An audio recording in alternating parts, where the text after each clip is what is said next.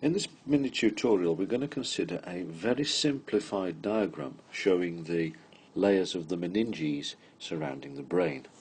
So let's start off by drawing a very simple picture of the brain and the brain stem. So here are the cerebral hemispheres.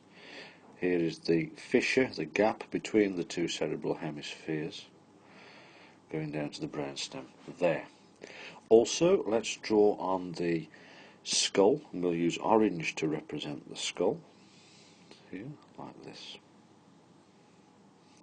Okay, so this is an extremely simplified picture of the brain inside of the skull, and the gap between the skull and the surface of the brain is greatly exaggerated so that we can fit in all of the layers, otherwise it would get too cluttered and be unclear. So the first layer that we're going to put on in red is known as the pia, and this is the layer which is intimately associated with the surface of the brain and the spinal cord for that matter. So there isn't any gap between the pia and the surface of the brain, and I'll try to show that on the drawing, but it's impossible because I'm just not good enough at drawing using this. So here's the pia, and as I said earlier, there is no gap at all. It goes down into every nook and cranny on the surface of the brain and completely covers the entire surface. And as we said in the lecture, the function of the pia, protecting the surface of the brain, is to protect the brain from chemical insults. So for example, if bacteria or viruses found their way into the cranial cavity, the pia would help to stop those pathogens from getting into the brain tissue itself.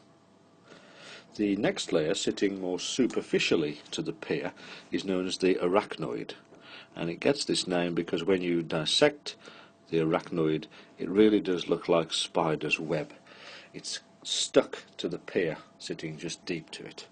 So here's the arachnoid in blue, and there is a gap between the arachnoid and the underlying pia, and this gap is called the subarachnoid space.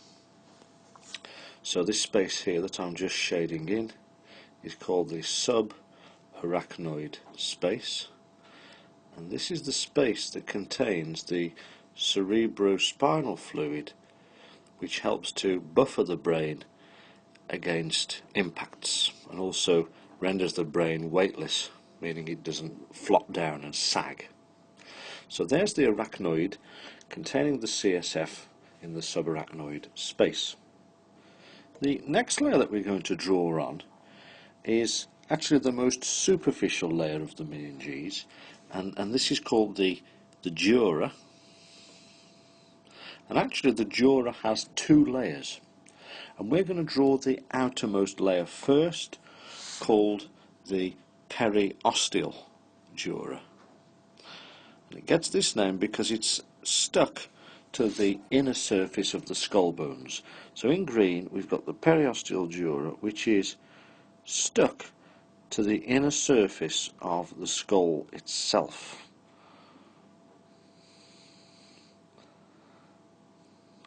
And when you're operating on the brain, you frequently do have to peel this periosteal dura away from the overlying skull. Now there is a second, deeper layer of dura called the meningeal dura, which I'm going to draw in this purpley colour here, the meningeal dura. And for the most part, the meningeal dura is stuck to the overlying periosteal dura. So mostly it's stuck to the periosteal dura. So the two layers actually blend into each other for the most part, apart from at some points where the two layers separate. So you can see here the meningeal dura has separated from the periosteal dura, and now it's rejoined it, and now they're stuck together again. Now at this point here, where the meningeal dura separated from the periosteal dura, we have a space. And typically what you find in the cranial cavity, where the two layers of dura separate from one another, the space becomes occupied by veins. Okay? So this space here contains a vein, and these veins are called dural venous sinuses. So these are called venous sinuses, and these are the vessels which take deoxygenated blood away from the brain. Now, as I said, this is a greatly simplified diagram, and you really must do more reading in the textbook to get further details about the arrangement of the meninges. So I hope you like this mini tutorial, and please feel free to leave some feedback if you think that's necessary. Okay, bye.